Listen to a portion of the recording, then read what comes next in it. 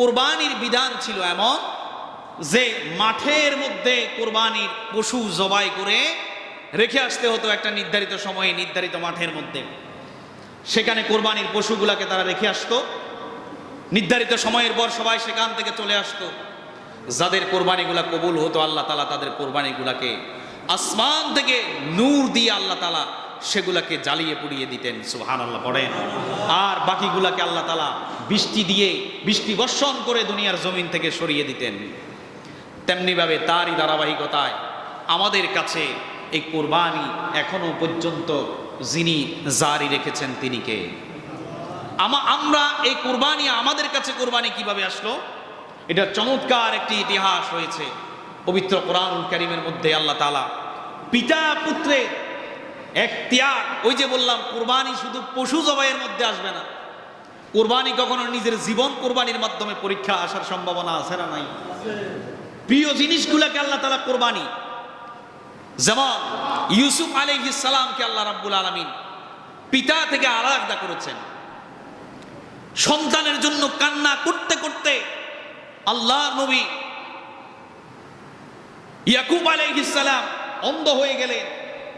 আল্লাহ রাব্বুল আলামিন ফেরেশতা পাঠালেন, জানিয়ে দিলেন এই সন্তান আমি আল্লাহ তাআলা তোমাকে দিয়েছি, কিন্তু এই সন্তানটা হলো আমার দেওয়া তোমার কাছে আমানত। আমি আল্লাহ তাআলা যেমন চাই তেমনি ভাবে পরীক্ষা নিব তোমাদের জান মালের মধ্য দিয়ে। তুমি তোমার সন্তানকে আল্লাহর রাস্তায় কোরবানি দিয়ে দাও। সেদিন থেকে পিতা বললেন যে আল্লাহ রাব্বুল আলামিনের জন্য আজ থেকে আমার ইউসুফকে আমি আল্লাহর রাস্তায় কোরবানি দিয়ে দিলাম। সুবহানাল্লাহ। যেদিন যখন থেকে ইউসুফের আশা ছেড়ে দিয়েছেন, আল্লাহ রাব্বুল আলামিন কিছুদিনের মধ্যে মিশরের প্রেসিডেন্ট বানিয়ে পিতা এবং পুত্রের মধ্যে সাক্ষাৎ করালেন যিনি, তিনি কে? যখনই কোরবানি দিলেন তখন আল্লাহ তাআলা ফিরিয়ে দিলেন। তাহলে এখান থেকে আমাদের জন্য শিক্ষা, প্রিয় জিনিসটা সবসময় কোরবানি দিতে হবে। সেটা চাকরি হোক, ব্যবসা হোক, সম্পদ হোক, সন্তান হোক, নিজের ব্যক্তি জীবন হোক, কোরবানির ভিতরে আনন্দ আছে, তৃপ্তি আছে। কেউ যদি কোরবানি দিয়ে আল্লাহর সন্তুষ্টি অর্জন করতে পারে তাহলে সেই ব্যক্তিকে সর্বোচ্চ সম্মানের মর্যাদার আসনে আদিষ্ট করবেন যিনি, তিনি কে? আমরা এই কোরবানি পেয়েছি পিতা এবং পুত্রের চমৎকার ত্যাগের মধ্য দিয়ে। তিনি হলেন আর কেউ নয়, মুসলিম মিল্লাতের পিতা, মিল্লাতা আবিকুম ইব্রাহিম, ইব্রাহিম আলাইহিস সালাম এবং সন্তান ইসমাইল আলাইহিস সালাম। এই দুইজনের চমৎকার ত্যাগের মধ্য দিয়ে আজকে আমরা পশু কোরবানি দেই। ওই যে প্রথম শুরুতে হাদিসের মধ্যে বললাম, মা হাদিহিল আদিমাউহা ওয়ালাকিন ইয়ানালুহু التقوى منكم كذلك سخرها لكم لتكبروا الله على ما هداكم وبشر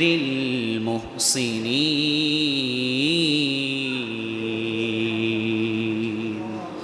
আল্লাহ তাআলা বলেন যারা কুরবানি দেয় তাদেরকে জানিয়ে দাও তাদের গোশত, তাদের কোরবানির পশুর গোশত, তাদের কোরবানির পশুর মাংস, রক্তগুলা আমি আল্লাহর কাছে পৌঁছাই না। আমি আল্লাহ তাআলার কাছে যেই জিনিসটা পৌঁছাই সেটা হলো তাদের তাকওয়া। সুবহানাল্লাহ পড়েন।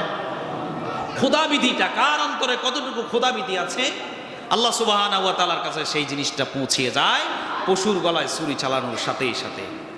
সম্মানিত উপস্থিতি, আসেন কোরবানির সাথে রিলেটেড কিছু মাসআলা আমি আপনাদের সামনে উত্থাপন করার চেষ্টা করি। প্রথমে এই কোরবানিটা সামর্থ্যবানের জন্য ওয়াজিব। কার কার উপরে কোরবানিটা ওয়াজিব? এক নাম্বার, প্রয়োজনের অতিরিক্ত নিসাব পরিমাণ মাল যার কাছে আছে। আমরা রমজানেও শুনেছি নিসাব পরিমাণ সম্পদ কাকে বলে? 7.5 তোলা স্বর্ণ, 52.5 তোলা রৌপ্য।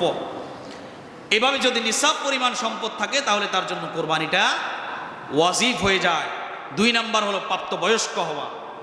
প্রাপ্তবয়স্কর উপর কোরবানিটা ওয়াজিব।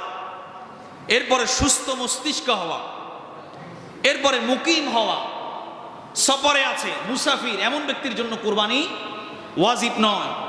এই ছাড়া মুকিমের জন্য কোরবানিটা ওয়াজিব। এরপরে পূর্ণ মালিকানা হওয়া।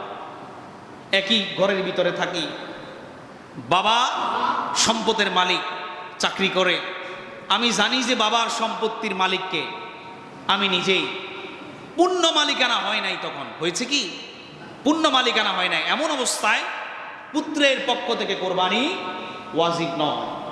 পাশাপাশি যদি নিসাব পরিমাণ সম্পত্তির মালিক যদি একই পরিবারের মধ্যে একাধিক জন থাকে, একাধিক জন যদি চাকরি ইনকাম করে নিসাব পরিমাণ মালের মালিক হয়, তাহলে সব মিলে বাবা করবে, বিষয়টা কিন্তু এমন নয়। সন্তানও যদি নিসাব পরিমাণ মালের মালিক হয়, তাহলে সেখানে 2 ভাগ করবে। কয় ভাগ? আবার 2 ভাই চাকরি করে, তাদের উপর কোরবানি ওয়াজিব হলো, তারা চিন্তা করলেন যে আলাদা আলাদা থাকে কোরবানির সময় যে 20,000 টাকা বা 30,000 টাকা এক ভাগ, তাহলে আমরা একটা কাজ করি যে 15,000 টাকা দিয়ে আমরা এক ভাগ কোরবানি করি। এইভাবে কোরবানি করলে কোরবানি ওয়াজিব আদায় হবে না। অবশ্যই 2 ভাইকে আলাদা আলাদা করে কোরবানি করতে হবে। এরপরে আসেন, এই কোরবানিটা আমরা কখন করব? এই কোরবানিটা আমরা করব 10 জিলহজ। এই 10 জিলহজ কোরবানি করা উত্তম। তবে এই কোরবানি করার সীমানা, আপনি কোরবানি 3 দিন পর্যন্ত করতে পারবেন। কয় দিন? 3 দিন পর্যন্ত আপনি কোরবানি করতে পারবেন। 10 জিলহজ থেকে 12 জিলহজ পর্যন্ত। কোরবানির দিন কারো পশু হারাই গেল, জবাই করার আগ মুহূর্তে কোথাও হারিয়ে গেল, খুঁজতে খুঁজতে পাচ্ছেন না, দ্বিতীয় দিনে পেলেন, ওই দিনে আপনি কোরবানি করবেন। এরপরে আপনি 3য় দিন পর্যন্ত আপনি কোরবানি করার সুযোগ আছে। আরেকটা হলো তাকবীরে তাশরিক। 9 তারিখ ফজর থেকে 13 তারিখ আসর পর্যন্ত আল্লাহু আকবার, আল্লাহু আকবার, লা ইলাহা ইল্লাল্লাহ, ওয়াল্লাহু আকবার, আল্লাহু আকবার, ওয়ালিল্লাহিল হামদ। এই তাকবীরে তাশরিকটা আমরা বেশি বেশি করে দেব। যত দিব তত আমল নামায় নেক দিয়ে বরফন করবেন কে? এরপরে আসেন, এই কোরবানি পশু যে আমরা জবাই করি, এই কোরবানির পশুর জন্য একটা হাদিসের মধ্যে একটি বয়স সীমা রয়েছে। আপনি চাইলে ছোট একটা বাচ্চা ভূমিষ্ঠ হয়েছে, তাকে পশুর বাচ্চাটাকে আপনি ধরে আপনি কোরবানি দিতে পারবেন না। সেই ক্ষেত্রে যেই পশুগুলা দিয়ে, বাহিমাতিল আনআম, চতুষ্পদ যেই জন্তুগুলা দিয়ে আমরা কোরবানি করি, সাধারণত আমরা সৌদি আরবে দেখি উট দিয়ে কোরবানি করে কিনা? কিন্তু আমাদের বাংলাদেশে এই উটের এত দাম যে এই উট দিয়ে কোরবানি করা সবার পক্ষে সম্ভব নয়। আমরা সাধারণত ছাগল, ভেড়া, দুম্বা, দ্বিতীয় শ্রেণী হলো গরু, মহিষ, ষাঁড়, 3য় নাম্বার হলো উট। এই জিনিসগুলা দিয়ে আমরা কোরবানি করতে পারবো, যেহেতু আল্লাহ তাআলা বলেছেন হালাল প্রাণী দিয়ে কোরবানি করতে হবে। হারাম প্রাণী দিয়ে কোরবানি করলে কোরবানি হবে না। পাশাপাশি হালাল প্রাণীর পাশাপাশি সম্পদটাও কি হালাল হবে না হারাম হবে? একটু আওয়াজ আস্তে দিয়ে বলেন, সম্পদটা কি, অর্থটা কি, টাকাটা কি হালাল হবে না হারাম হবে? আল্লাহ তাআলা যদি ওইভাবে যদি দিতেন, পুরা মাঠের মধ্যে কোরবানি দিবে, যার কোরবানিটা কবুল হবে তার কোরবানিটা আল্লাহ তাআলা দেখিয়ে দিবেন। এমনটা যদি হতো, মনে হয় 100-এর মধ্যে একজনের কোরবানিটাও কবুল হতো না। কার কোরবানিটা কবুল হবে, কার কোরবানিটা কবুল হবে না, সেটা আমি মনে করি ব্যাখ্যা দেওয়ার দরকার নাই, হাত উঁচু করে দেখার দরকার নাই। আমি আমার নিজের জন্যই যথেষ্ট। ঠিক না বেঠিক? আমি আমার নিজের নফসের জন্য যথেষ্ট। আসেন, যে পশু দিয়ে আমরা কোরবানি করব, 2-4-5 মিনিট যদি এদিক সেদিক হয় আপনাদের অসুবিধা নাই তো? কোরবানির পশুর বয়স সীমা, ছাগল, ভেড়া, দুম্বা যদি হয় 6 মাসের পশু দিয়ে আপনি কোরবানি করতে পারবেন। তবে বয়স সীমা হলো 1 বছর। তবে 6 মাসের বাচ্চাটাকে যদি 1 বছরের মতো যদি মোটা তাজা হয়, তাহলে ওই ছাগল, ভেড়া, দুম্বা দিয়ে আপনি কোরবানি করতে পারবেন। ছাগল, ভেড়া, দুম্বা দিয়ে কোরবানি করা সুন্নাহ। বিশ্বনবীজি সাল্লাল্লাহু আলাইহি ওয়াসাল্লাম দুম্বা নিজের হাতে 2 রানের চিপায় রেখে আল্লাহু আকবার বলে পশুর গলায় ছুরি চালিয়ে কোরবানি করেছেন। সুবহানাল্লাহ। তাহলে গরু আর মহিষ যদি হয়, যদি গরু মহিষ হয়, তাহলে তাদের বয়স সীমা হলো 2 বছর। কয় বছর? 2 বছর। আর উট যদি হয়, সেটার বয়স সীমা হলো সর্বনিম্ন 5 বছর। উপরে হলে কোনো সমস্যা নাই। ছাগলের ক্ষেত্রেও, গরু মহিষের ক্ষেত্রেও, ভেড়া দুম্বার ক্ষেত্রেও যে সর্বনিম্ন সীমা আছে, এটার উপরে হলে সমস্যা নাই, কিন্তু নিচে হলে সমস্যা আছে। এরপরে আমরা কয়েকটা প্রশ্ন আমরা নিতে পারি। কোরবানির জন্য শরীকগণ কেমন হবে? সুদখোর, ঘুষখোর, বেনামাজি, যে মসজিদের পাশে আসে না, এমন ব্যক্তিকে শরীকদার বানাতে হবে যার মনটা আগে পরিষ্কার, যার নিয়ত পরিষ্কার। অনেকে ভাগের দিকে তাকাইয়া বলে 20,000 টাকার মাংস তো হয় নাই। এই জাতীয় লোক আছে না নাই? যে ভাগ করলাম যে আপনার সাথে করা যাবে না, আগামী বছর থেকে 20-25,000 টাকা দিলাম, কিন্তু ওই পরিমাণ মাংস হলো না। আসলে মাংস খাওয়া মুখ্য বিষয় নয়। আগে যারা কোরবানি করতো তারা মাংস খাওয়ার কোনো অপশন ছিল না, আল্লাহ তাআলা এটা আমাদের জন্য হাদিয়া দিয়েছেন, সুন্নাহ, সুবহানাল্লাহ। তাহলে অবশ্যই শরিকদার হতে হবে, যে সুদ খায় না, যে ঘুষ খায় না, যে বেনামাজি, যে নামাজ পড়ে ওই ব্যক্তির সাথে কোরবানি করতে হবে। যে সুদ খায় না, যে ঘুষ খায় না, তার সাথে কোরবানি করতে হবে। অথবা এই মর্মে, এই প্রতিশ্রুতিতে প্রেক্ষাপটে আপনি তাকে নিতে হবে, যেই ব্যক্তি যদি প্রতিশ্রুতি দেয় আমাকে এবার নেন, আমি আর নামাজ ত্যাগ করব না, তাহলে একজন বেনামাজিকে কোরবানির ভাগে শরিকদার নেওয়ার কারণে সেই নামাজি হয়ে গেল। কি হয়ে গেল? নামাজি হয়ে গেল। এমন সত্ত্বে তাকে নিতে পারবেন। মৃত ব্যক্তির নামে কোরবানি করা, যদি সেই ব্যক্তি ওসিয়ত করে যায় কিন্তু সম্পদ রেখে যায়, তাহলে তার নামে কোরবানি দিবেন। অন্যথায় মৃত ব্যক্তির নামে কোরবানি দেওয়া ওয়াজিব নয়, সুন্নাহও নয়, এটা নফল। আপনি মৃত ব্যক্তির নামে, বাবার নামে, মায়ের নামে কোরবানি দেওয়ার দরকার নাই। নবীজি সাল্লাল্লাহু আলাইহি ওয়াসাল্লামের হাদিসের দিকে তাকান, নবীজি 2টা দুম্বা দিয়ে কোরবানি করতেন। একটা নিজের পক্ষ থেকে, আরেকটা নিজের যত আহাল আছে, ইব্রাহিম ওয়া আলা আলি ইব্রাহিম, ইব্রাহিম আলাইহিস সালাম থেকে শুরু করে ইব্রাহিম আলাইহিস সালামের যত আহাল আছে সকলের পক্ষ থেকে নবীজি সাল্লাল্লাহু আলাইহি ওয়াসাল্লাম কোরবানি দিতেন। তার মানে কারো নামে কোরবানি দেন নাই, কিন্তু বংশের সকলের, ওই সকলের কাছে এই কোরবানির সওয়াব যিনি পৌঁছায়া দিবেন তিনি কে? আমরাও এমনটা করতে পারি। 2 ভাগ যদি করি, আমরা একটা ভাগ আমার নিজের পক্ষ থেকে আল্লাহর নামে। কার নামে? আওয়াজ দিয়ে বলেন, কার নামে? আমরা তো উঁচা গলায় বলি আমার নামে কোরবানি হবে। কার নামে হবে কোরবানিটা? কার নামে হবে? আল্লাহর নামে। আল্লাহর নাম স্মরণ করে কোরবানি করতে হবে। এই কারণে, কারণ আমরা ডানে বামে দেখতে পাই এই ভগবান, ওই ভগবান, এই মূর্তি, ওই মূর্তি, এই দেবতা, ওই দেবতা, এইভাবে করে দেবতার নামে কোরবানি হয়। হয় কি না? আওয়াজ দিয়ে বলেন, হয় কি না? আমরা কারো নামে কোরবানি করব না, আমরা কোরবানি করতে চাই একজনের নামে, তিনি কে? তাহলে এইভাবে করে আমরা কোরবানিটা করব। যেই সব পশু কোরবানি করা, যেই সকল পশু কোরবানি করা, পশু দিয়ে কোরবানি করা অনুত্তম। যেই পশুগুলা দিয়ে কোরবানি করলে ত্রুটিযুক্ত, কোরবানির মধ্যে ত্রুটি থেকে যায়, এমন পশুর মধ্যে একটা হলো অন্ধ। অন্ধ পশু দিয়ে আমরা কোরবানি করব না। এরপরে খুব রোগা, যে জবাইয়ের স্থান পর্যন্ত হেঁটে যেতে পারে না, এমন পশু দিয়ে কোরবানি ত্রুটিযুক্ত হবে। এরপরে খোরা, কান বা লেজ কাটা। আমাদেরকে আল্লাহ তাআলা 2টা চক্ষু দিয়েছেন, এটা কি আল্লাহর নিয়ামত নয়?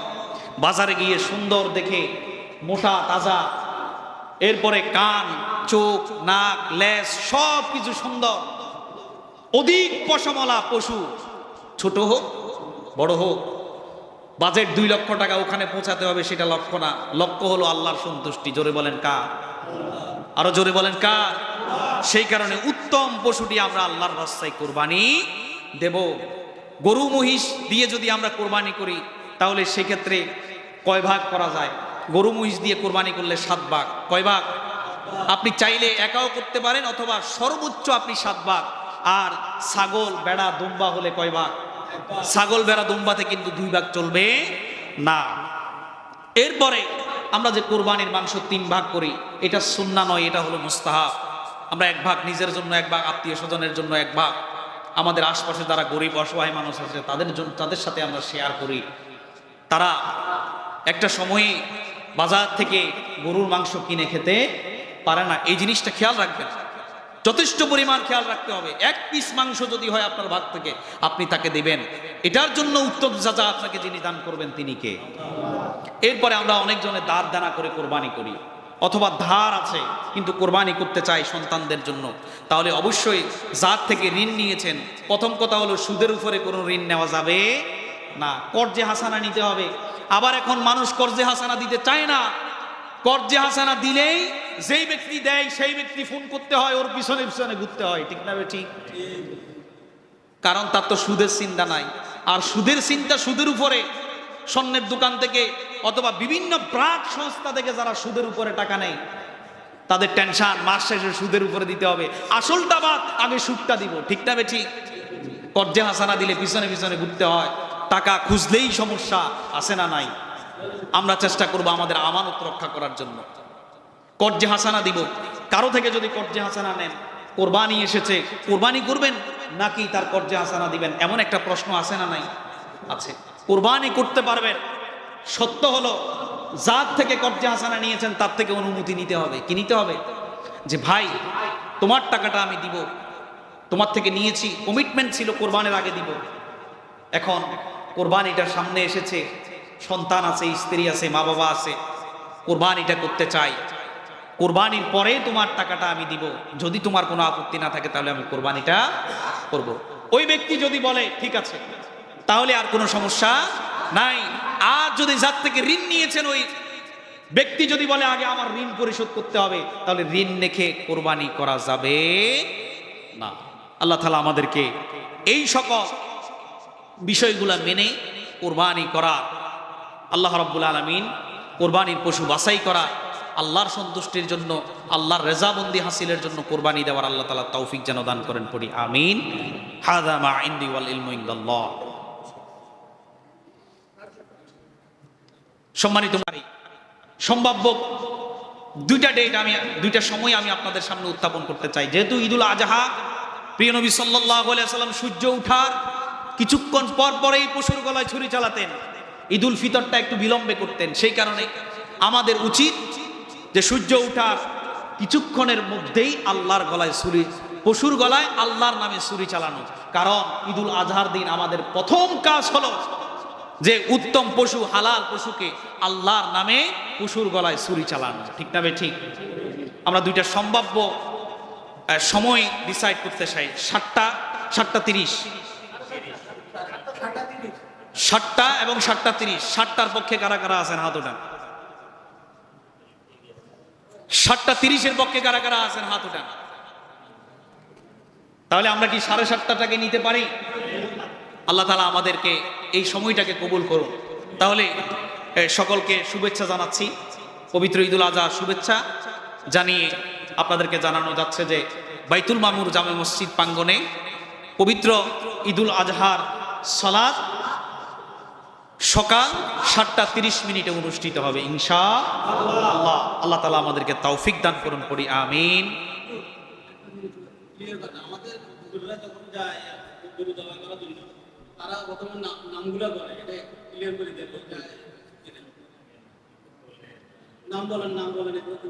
জি, আমি তো প্রথমেই বলেছি কোরবানিটা হবে কার নামে? সবাই আওয়াজ দিয়ে বলতে হবে কোরবানিটা হবে কার নামে? আপনি প্রতিনিধিত্ব করছেন, এই জমিনটা কার? RSBS রেকর্ড আমাদের সবার নামে নাকি আল্লাহর নামে? জমিনটা আল্লাহ, RSBS রেকর্ড কার নামে? আমাদের নামে। জোরে বলেন না, কার নামে? আমাদের নামে রেকর্ড। আমরা প্রতিনিধিত্ব করছি। ইন্নী জাইলুন ফিল আরদি খলিফা, আল্লাহ প্রতিনিধিত্ব করার জন্য এখানে পাঠিয়েছেন যে আমার পক্ষ থেকে আল্লাহর নামে কোরবানি। দাদার নাম, পিতার নাম, খালার নাম, মামার নাম, বিশাল বড় লিস্টের কোনো প্রয়োজন নাই। আপনি সলিমুল্লাহ, কেউ আছেন নাকি এই নামে? সলিমুল্লাহ, আপনি আপনার নামে কোরবানি, আপনি আপনার পক্ষ থেকে কোরবানি করছেন। আপনার কে আছে কে নাই আপনার নিয়ত দেখে আপনার যত আত্মীয় স্বজন বিদায় নিয়েছে তাদের কবরে পৌঁছাবেন কে? আরো আসতে বলেন কে? আপনি বিশাল বড় লিস্ট যদি খতিব সাহেবের ধরাইয়া দেন, সে যদি পড়েও কি আপনার বাবার কবরে পৌঁছাইতে পারবে? কথা বলেন না কেন, পারবে? পারবে না। তাহলে আমি প্রতিনিধিত্ব করব, আল্লাহর নামে কোরবানি করব। নিঃসন্দেহে যার কোরবানিটা কবুল হবে তার সমস্ত যত আত্মীয় স্বজন জীবিত মৃত আছে সবার কবরে পৌঁছাবেন কে? আরেকটি বিষয় হলো যে এবার ঈদুল আজহা উপলক্ষে প্রতিবারে মাদ্রাসা থেকে চামড়াগুলা সংগ্রহ করা হতো, এবার মাদ্রাসা থেকে কোনো চামড়া সংগ্রহ করা হবে না, এমন একটা নোটিশ মাদ্রাসা থেকে দিয়েছেন। আপনারা যদি সেটা পারেন অন্যভাবে সেটার ব্যবস্থা আপনারা করবেন ইনশাআল্লাহ। হাযা মা ইনদি ওয়াল ইলমু ইনদাল্লাহ, আলাইহি তাওয়াক্কালতু ওয়া ইলাইহি উনীব ওয়া মা আলাইনি ইল্লাল বালাগ। আসসালামু আলাইকুম ওয়া রাহমাতুল্লাহ।